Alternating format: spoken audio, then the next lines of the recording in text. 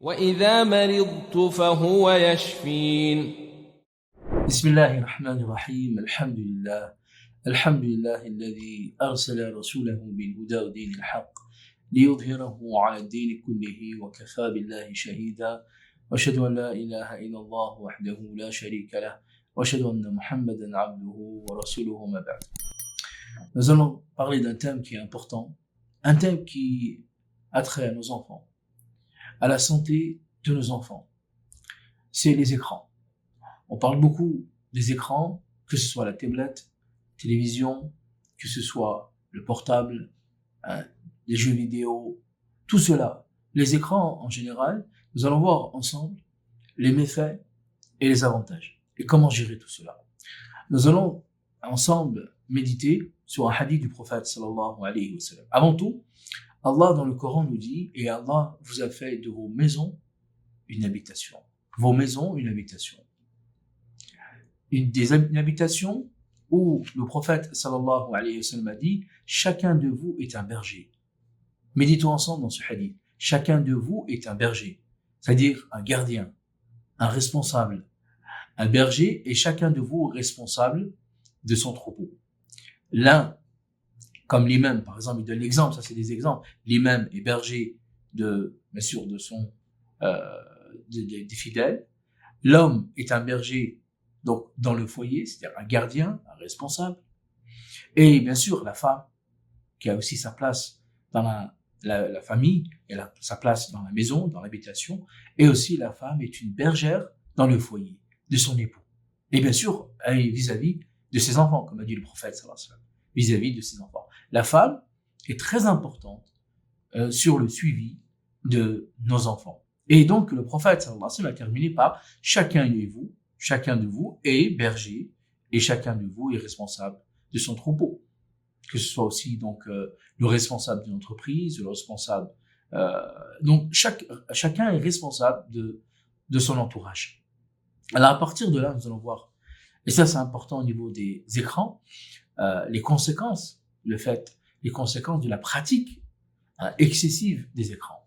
La pratique excessive des écrans. On va voir quelques-uns et on va voir aussi les avantages et comment gérer tout cela.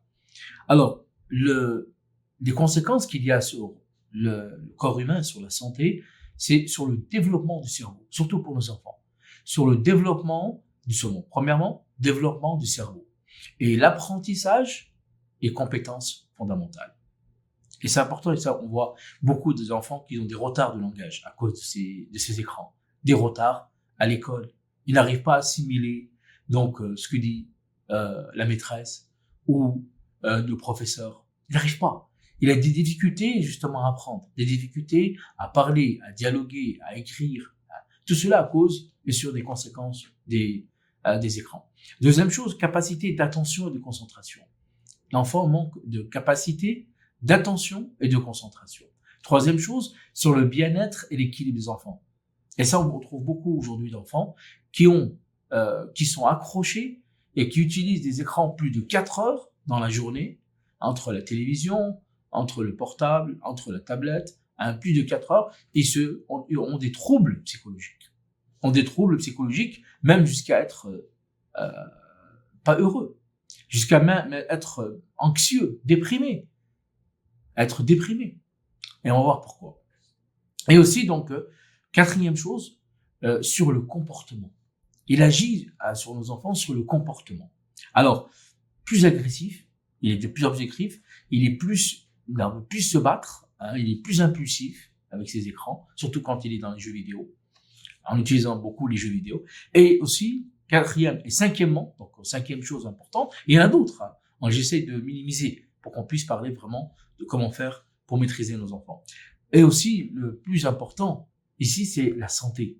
Cinquième conséquence, c'est la santé. C'est-à-dire que une surconsommation d'écran contribue à réduire le temps consacré aux activités physiques, aux jeux, aux vrais jeux, qui ne sont pas les jeux vidéo, à favoriser la tendance à plus se concentrer, à plus être avec sa famille, parce qu'il est de moins en moins avec sa famille, cet enfant. Alors, cette exposition, ces écrans, comme vous savez, font partie du quotidien. On peut pas dire que je vais arrêter mes enfants, je vais leur interdire l'écran, je vais leur interdire le portable. Interdire aujourd'hui, mais demain il va le prendre.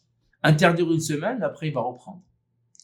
Hein, le plus important, et c'est vrai que ça peut devenir une addiction, donc le plus important c'est adopter. Et ça c'est important. Ça, le prophète sallallahu alayhi wa sallam nous donne des règles. Quand au niveau de l'éducation des enfants, il lui dit, voilà, à cet âge-là, il faudra ça. À partir de 7 ans, il faut leur apprendre. À partir de 10 ans, vous pouvez les corriger s'ils ne font pas la prière. Donc, il donne, le prophète sallallahu alayhi wa sallam, des âges. Il donne des âges. Il y a l'âge de 0 à 2 ans, donc l'allaitement, de 2 ans à 7 ans, il faut qu'il ait l'apprentissage, de 7 ans à... Donc, il y a cette répartition des tranches d'âge pour pouvoir éduquer nos enfants.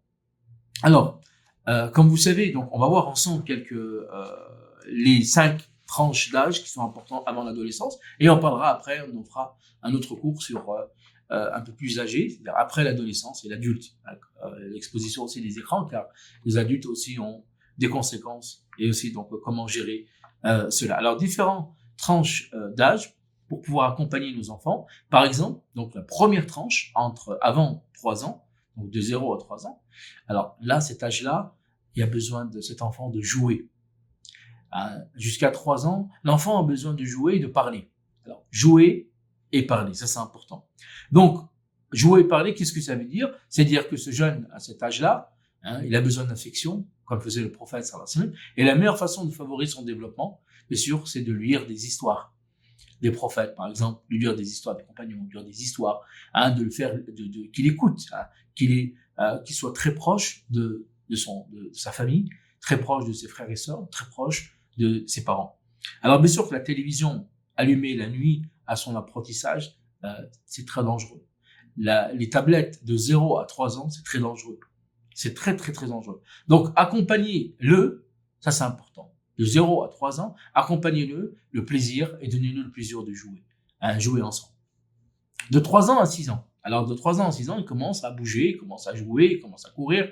Même certains vont à la crèche ou à l'école. Donc, limitez les écrans. Là, il faut commencer à le limiter. Il va commencer à toucher les écrans. Il va commencer à prendre un portable. Donc, limiter et partager et encore jouer. Et encore jouer avec lui. Donc, limiter, partager et jouer. Par exemple, on fixe des règles. Commencez à lui dire, voilà, attention, ce portable, attention, il y a ci, attention. Donc, lui fixer des règles claires sur le temps d'écran. Une petite demi-heure. Car peut-être qu'il va regarder des dessins animés qui sont importants, qui sont éducatifs, ou des choses qui sont éducatives. Donc, et respecter donc l'âge indiqué pour chaque programme, ça c'est important. Il ne faut pas se dire non, respecter, ça c'est important. Que ce soit la tablette, la télévision, l'ordinateur et autres. Et aussi, donc, interdire, et ça c'est important, là de 3 ans à 6 ans, d'interdire les outils numériques, donc bien sûr, pendant les repas, ça c'est important pour la santé, et avant le sommeil. Pendant les repas et avant, donc le sommeil, d'interdire. Il touche pas les tablettes, il touche pas l'écran, il approche pas l'écran, il mange pas devant la télévision. Ça c'est interdit. Manger devant la télévision, qu'est-ce qui profite cet enfant? De 3 ans à 6 ans. Une autre tranche de 6 ans à 9 ans. Là, de 6 ans à 9 ans, c'est découvrir et expliquer-lui l'Internet. Là, il a besoin que vous lui expliquez. De 6 ans à 9 ans, il commence à apprendre, il a des données à l'école, il commence à avoir des amis, tout ça. Donc là, il faut lui expliquer et commencer à découvrir qu'est-ce que l'Internet. Donc, je fixe des règles claires sur le temps d'écran. Je parle avec lui sur ce qu'il voit. Qu'est-ce que tu regardes? C'est quoi tes dessins animés? C'est quoi tes jeux vidéo? C'est quoi ci? C'est quoi ça? Et bien sûr, des paramètres de console. Bien sûr, en parallèle, nous donnons une éducation religieuse, une éducation d'apprentissage du Coran qui lui donnera une lumière dans sa vie. De 9 ans à 10 ans, alors là, avant, donc de 6 ans à 9 ans, et il va faire respecter, bien sûr, tout ce qui est les choses qui sont intimes. De 9 ans à 10 ans, il commence à approcher de l'adolescence. Il commence à dire, voilà, je commence à changer, je suis quelqu'un d'autre. Donc là, il commence à exploiter. De 9 ans à 12 ans, il commence à exploiter, donc c'est les complicités du monde, les complicités de l'Internet, il commence à regarder, c'est quoi ça, c'est quoi. Donc pour certains enfants, il veut leur propre portable, leur propre mobile, et donc là, il veut aller sur Internet. Donc là, il veut commencer à aller sur Internet jusqu'à 12 ans, et donc le mieux, c'est d'accompagner. Le mieux, c'est de voir où il va, qu'est-ce qu'il apprend, de l'orienter un peu plus, d'être plus habitué avec l'écran. Et là, je décide avec lui donc le temps qu'il consacre. en lui disant, voilà, tu as des devoirs, fais attention, la première chose que tu dois faire, bien sûr, tes actes religieux, ton adoration, ensuite tes devoirs, et ensuite les écrans, de donner 1 heure, hein, de donner 1 heure de ton temps. Et bien sûr, de parler avec lui et de donner donc des directives. Après 12 ans, donc là c'est l'adolescence, après 12 ans, ça devient un peu plus difficile de gérer donc les écrans. Là, il a franchi donc les repères. Là, au début de 0 jusqu'à 12 ans, il prend des repères familiaux. Il regarde le père, il y a la mère, il y a les grands frères, les grandes sœurs, hein, il prend des repères.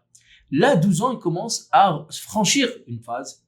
Il commence à franchir donc les repères familiaux. Donc là, il faut un peu plus être prudent avec lui et donc lui apporter donc des règles sur par rapport à la nuit. Donc, la nuit, je vous déconseille et de laisser l'internet la nuit, de couper le wifi, d'éteindre les mobiles, surtout après 12 ans, surtout après 12 ans. Mais bien sûr que là, il commence à rentrer et il a pris des repères, il regarde l'internet et là il va demander. Donc là c'est le collège, entre le collège et le lycée. Là il faut être plus attentif avec lui dans ses études.